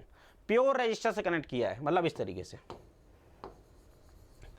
ठीक है। यहाँ पे अपने पास वोल्टेज सोर्स है। अभी जो वोल्टेज सोर्स है सर ये कितना है, ये है अपने पास V is equal to 140 sin 314t, right है। चलिए वोल्टेज कह रहा है इसका रजिस्टर कितना दे रखा है, 50 ओम है ना, 50 ओम दे रखा है। चलिए तो क्या कह रहा है आपसे, देखिए क्या कह रहा है आपके स्क्रीन पे कि the frequency of the source की फ्रीक्वेंसी पूछ दिया भाई। सोर्स की फ्रीक्वेंसी मतलब ऐप, कंपैरिजन कर लो इससे, किससे sir, V is equal to V not sine omega D से कंपेयर करेंगे। V is equal to V not sine omega D से कंपेयर कर लो, क्या हो जाएगा सर, वी नॉट तो देखिए कितना आ गया सर, वी नॉट आ गया अपने पास 140 वोल्ट, बट वो अपने को नहीं चाहिए, अपने क्या चाहिए ओमेगा, ओमेगा टी 314t, यानी कि ओमेगा इज इक्वल टू आ गया 314, ओमेगा इज इक्वल टू आ गया 314, this is radian per second, but we require the frequency 2 pi f is equal to 314, right. Pi से ये 100 बार में चला जाएगा, यानी फ्रीक्वेंसी आ गया बच्चों कितना, 50 हर्ट्ज। फ्रीक्वेंसी कितना आ गया, 50 हर्ट्ज। समझ में आया कि नहीं आया? अरे आ गया क्या, अरे पाई की वैल्यू 3.14 होती है, ठीक। उसके बाद the RMS current through the resistor, resistor से आरएमएस करंट, तो सर आरएमएस करंट क्या हो जाता है, V RMS by R, V RMS by are.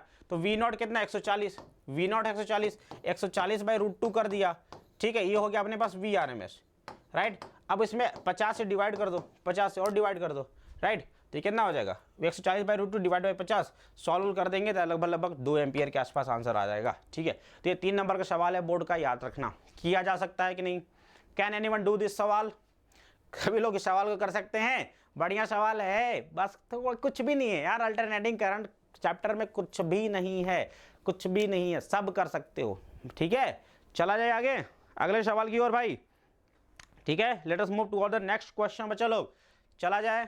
चलिए नेक्स्ट सवाल आप सभी के स्क्रीन पे देखिए क्या कह रहा है, the figure shows a series LCR circuit connected to a variable 200 volt source with LCR, इतना है भाई, ये 200 वोल्ट दिया है, मतलब सर ये RMS वैल्यू है, L दे दिया, C दे दिया, R दे दिया। कह रहा है source frequency which derive the circuit in resonance, मतलब एफ पूछ दिया कितने फ्रीक्वेंसी पे ये रेजोनेंस करेगा। उसके बाद द क्वालिटी फैक्टर Q पूछ दिया, ठीक है। चलो देखो हमने जो भी टॉपिक छूटा, जैसे क्वालिटी फैक्टर मैंने नहीं पढ़ा है तो क्वालिटी फैक्टर का मैंने न्यूमेरिकल डाल दिया, समझ में आया। क्वालिटी फैक्टर का न्यूमेरिकल डाल दिया ताकि क्वालिटी फैक्टर का भी सवाल लग जाए। क्लियर है? तो देखो ये सीरीज जो है एक कंप्लीट सीरीज है भाई, इसको फॉलो तुम करो ना, फायदा नहीं हुआ तो फिर बोलना। ठीक है, चलो तो अपने पास कुछ LCR सर्किट है, L है, C है, R है, E है। ठीक, आप सभी को पता है जो रेजोनेंस फ्रीक्वेंसी होती है omega not is equal to 1/√LC। तो L की वैल्यू दे रखा है आप सभी को, देखो 50 मिली हेनरी, C है 80 माइक्रोफेरेड। 50 मिली हेनरी यानी 50 × 10⁻³ 80 × 10⁻6 यानी 4000 × 10⁻³ हो जाएगा। राइट, सॉल्व कर दीजिए इसको। इसको लिख सकते हैं आप सभी लोग कितना,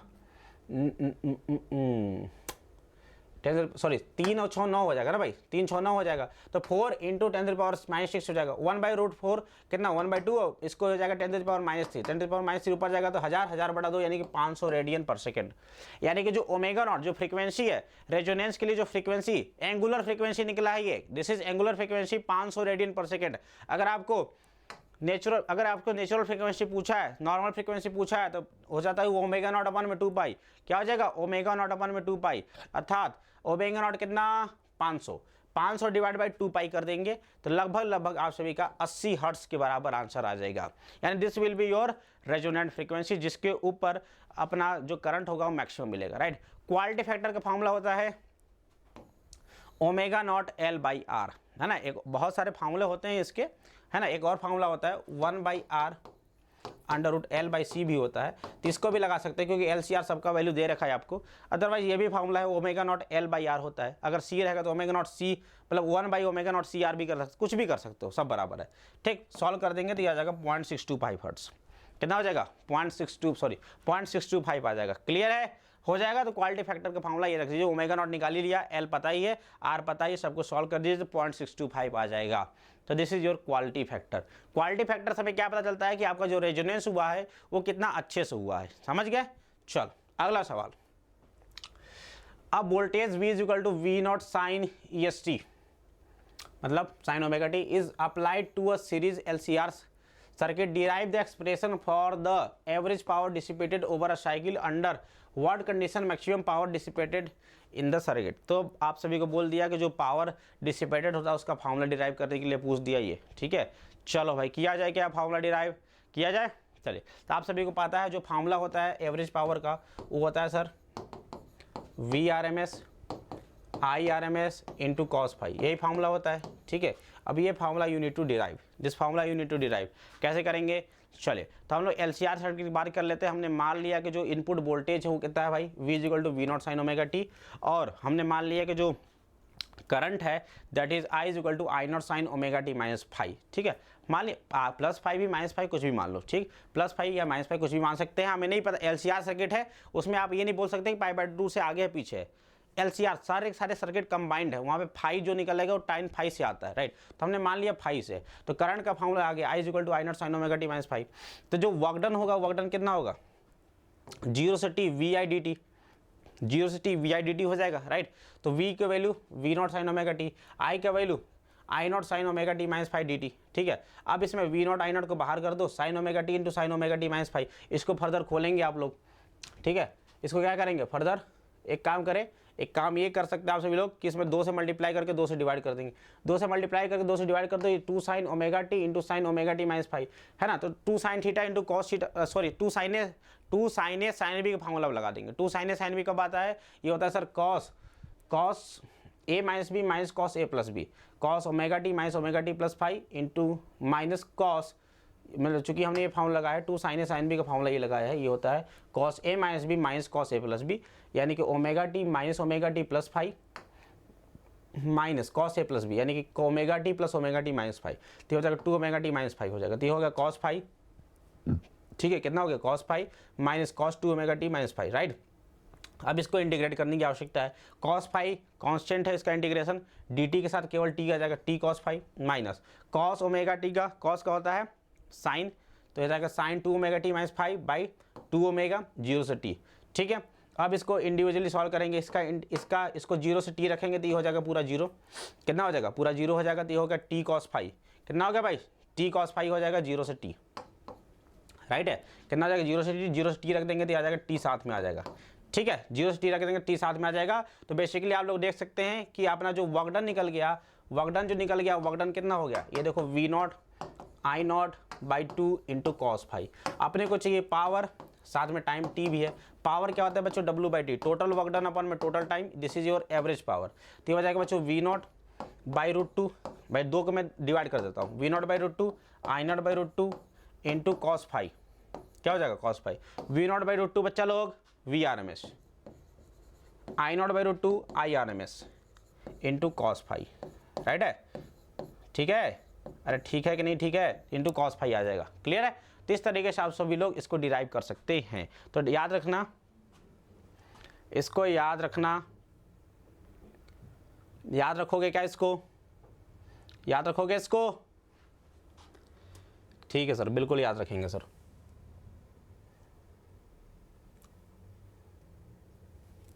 ठीक है,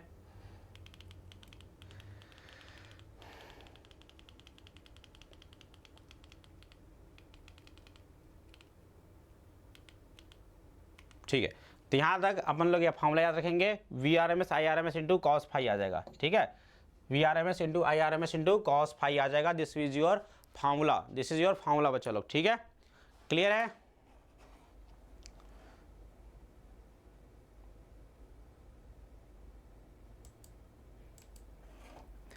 ठीक है, तो यहाँ से हम लोग फॉर्मूला डिराइव कर सकते हैं। तो हमारा फॉर्मूला आ जाएगा क्या, V R M S I R M S into cos phi. Maximum power is dissipated in LCR circuit at, maximum power कब डिसिपेटेड होगा एलसीआर सर्किट में, है ना, ये भी आपसे पूछा था। तो मैक्सिमम पावर तब डिसिपेट होगा जब अपने पास, देखो power, average power is equal to, formula क्या निकाला आपने, V R M S into I R M S into cos phi. Right है, तो मैक्सिमम पावर तब डिसिपेट होगा जब अपना कॉस फाई मैक्सिमम होगा। कॉस फाई मैक्सिमम कब होगा, कॉस फाई मैक्सिमम कब होगा बच्चों, जब कॉस फाई की वैल्यू कितनी हो जाए, 1 हो जाए। इसकी वैल्यू 1 कब होगी, कॉस फाई की वैल्यू कब 1 होगी, जब sir cos phi is equal to, आप सभी लोग जानते हैं आर बाई जेड, यानी कि R is equal to Z हो जाए।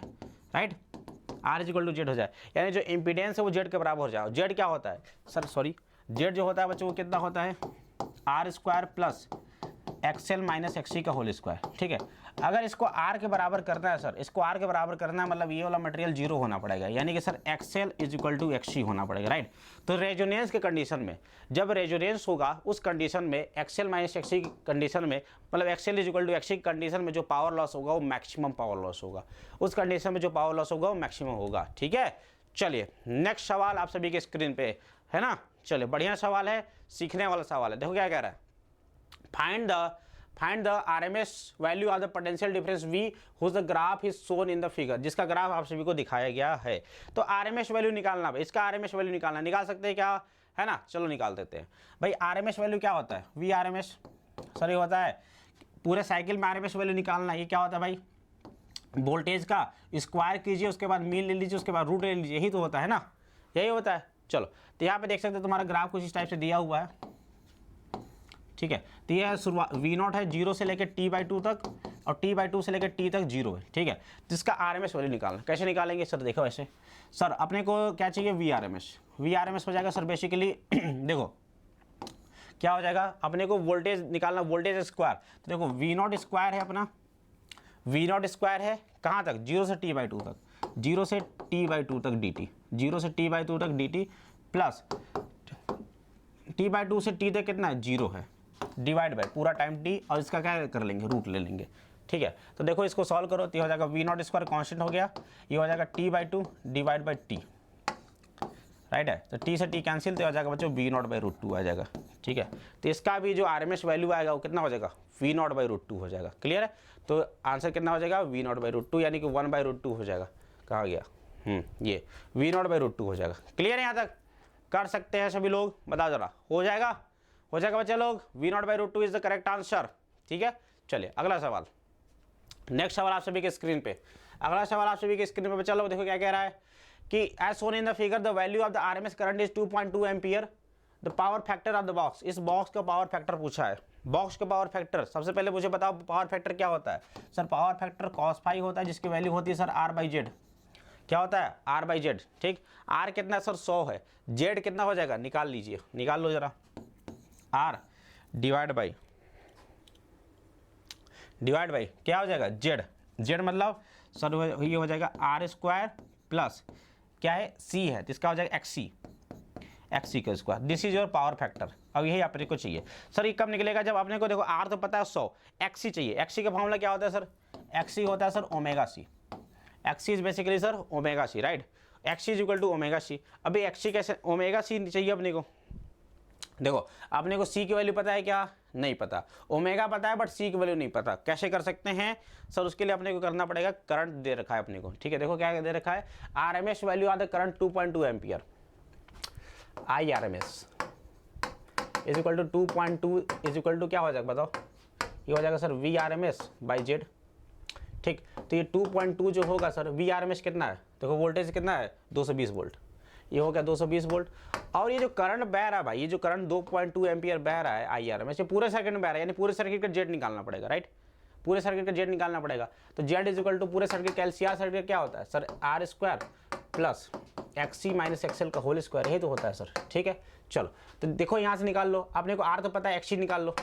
एक्स इज इक्वल टू 1 में omega C, XL is equal to omega L, right है? देखो ओमेगा कितना है? 100 पाई। ओमेगा है 100 पाई इंटू एल कितना है भाई? एल देखो एल है 1 बाई पाई, तो कितना हो गया? पाई से पाई कैंसिल, ले आ गया 100, ठीक है? कितना हो गया? 100, यानी एक्सएल हो गया अपने पास 100। एक्सएल कितना हो गया? 100 हो गया। चलिए तो और एक्स अपने को नहीं पता, तो यहाँ पर रख दीजिए जेड इज इक्वल टू क्या हो जाएगा सर? ये हो जाएगा 100 का स्क्वायर प्लस, बोलो भाई 100 का स्क्वायर प्लस एक्सी नहीं पता माइनस एक्सएल 100 का होल स्क्वायर, राइट है? देखो 2.2 इस पे काटेंगे तो हो जाएगा 100 बार में चला जाएगा क्या? तो 100 इज इक्वल टू, ये दो तरफ स्क्वायर कर दो, 100 square is equal to 100 square plus XC minus 100 का होल स्क्वायर, एक्सी माइनस 100 का होल स्क्वायर, राइट है? एक्सी माइनस 100 का होल स्क्वायर हो जाएगा। 100 स्क्वायर कैंसिल, यानी एक्सी को क्या होना पड़ेगा? एक्सी को 100 होना पड़ेगा, तब तो जाके 0 होगा। यानी एक्सी इक्वल टू आ गया चलो कितना? 0। एक्सी का मान कितना आ गया? 0 आ गया। दिख रहा है क्या? अरे दिख रहा है एक्सी का मान कितना आ गया? 100 ओम आ गया एक्सी का मान। चलिए ये हो गया 100 ओम्स। तो भाई एक्सी का मान अगर 100 ओम आ गया तो देखिए जरा, देखो जरा, रख दो एक्सी का मान भी 100 ओम, तो आर अपॉन में R square plus X square कर दो, पावर फैक्टर निकाल लो, तो हो जाएगा आर अपॉन में R square 100 square plus 100 square, तो हो जाएगा सर बेसिकली 100 अपॉन में √200 काट दिया, तो हो जाएगा 1/√2। यानी कि जो पावर फैक्टर है सर, पावर फैक्टर जो है इसका 1/√2 है। समझ गए? ठीक है, हो जाएगा, कर पाएंगे। बढ़िया सवाल था, बहुत ही अच्छा सवाल जिसको कहा जाता है अल्टरनेटिंग करंट का, वो था ये। ठीक है, बहुत ही अच्छा सवाल था। चला जाएगा बच्चा लोग, ठीक है, आगे चलें, बोलो। ठीक है सर, आगे चला जाए।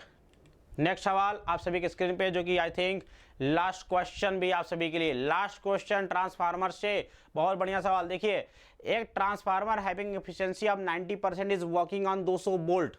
200 वोल्ट पे काम कर रहा है एक ट्रांसफार्मर है जिसकी एफिशिएंसी है 90% और 3 kilowatt power supply, input power है 3 किलोवाट। ठीक है, देखो क्या क्या दे दिया आपने को, एफिशिएंसी दे दिया है कितना, 90%।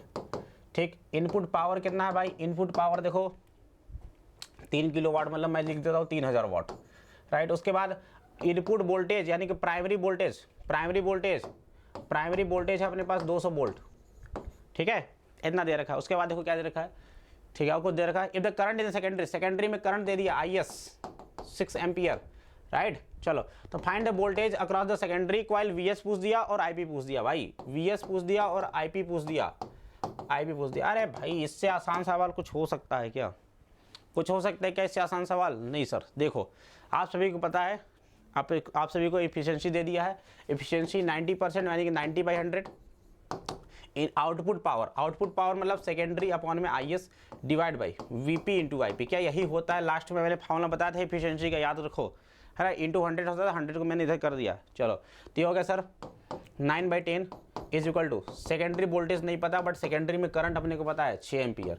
प्राइमरी वोल्टेज अपने को पता है क्या, प्राइमरी वोल्टेज 200 वोल्ट, और IP अपने को नहीं पता, IP अपने को नहीं पता। IP अपन यहाँ से निकाल सकते हैं। जो इनपुट वोल्टेज दे दिया, इनपुट पावर है कितना, 3000 is equal to VP into IP। बोलो VP कितना है भाई, VP है सर 200 इंटू IP। भाई 200 से काट दिया तो जो IP आ गया कितना आ गया, 15 एम्पियर। कितना आ गया, 15 एम्पियर आ गया। यानी प्राइमरी में जो करंट पूछा था वो कितना आ गया, 15 एम्पियर करंट आ गया प्राइमरी में। चलिए अब इसको रख दीजिए यहाँ पे, यहाँ पे रख दो सिंपली, यहाँ पे मैं simply IP is equal to 15 ampere रख दे रहा हूँ, रख दिया भाई, ठीक। अब यहाँ से VS निकल जाएगा, ऑब्वियसली बात है सर, एक जीरो से एक जीरो कट जाएगा, देखो इसको सब इधर ले जाओ तो ये हो जाएगा 9 × 20 × 15 डिवाइड बाई 6, ठीक है भाई, 3 दूना 6, 3 तिया 9, 2 दाम में 20, ठीक है, 150 तिया 450, यानी कि जो VS आ जाएगा, जो सेकेंडरी वोल्टेज होगा वो कितना 450 वोल्ट, ठीक है भैया। प्राइमरी वोल्टेज था 200, सेकेंडरी होगा 450, कौन सा ट्रांसफार्मर, स्टेप अप ट्रांसफार्मर, यानी कि 450 वोल्ट, यानी कि 450 वोल्ट और 15 एम्पियर, 450 वोल्ट और 15 एम्पियर, यानी 20 द करेक्ट आंसर। मजा आया कि नहीं आया? तो यहाँ पे खत्म होता है बच्चों आज सभी के लिए अल्टरनेटिंग करंट चैप्टर, जिसमें कि हमने बहुत ही तगड़े सवाल, मतलब हर टॉपिक से बढ़िया बढ़िया जितने भी सवाल बन सकते थे, जितने भी इंपॉर्टेंट डेरिवेशन हो सकते थे, मैंने सब कुछ कवर कर दिया। अगर तुमने सेशन को देख लिया तुमको मजा आ जाएगा, गारंटी है भाई। अगर तुमको मजा आ गया ना यार, मजा आ गया तो चैनल को सब्सक्राइब कर दो भाई साहब, नया चैनल है, आप सभी लोग को क्या करना है, इस चैनल को आगे बढ़ाना है, आगे बढ़ाओ यार, है ना, टॉप लेवल पर लेकर जाना है इस चैनल को। तो भैया please subscribe the channel, please like the video, है ना। और इसी तरीके से हम लोग सीरीज लाते रहेंगे आप सभी के लिए, हर चीज पे सीरीज आने वाले। हम तो ये भी प्लानिंग कर रहे हैं भाई कि जो फेमस बुक्स हैं ST वर्मा, उनका भी सोल्यूशन यहाँ पे डिस्कस किया जाए। तो क्या आप सभी लोग ये चाहते हैं?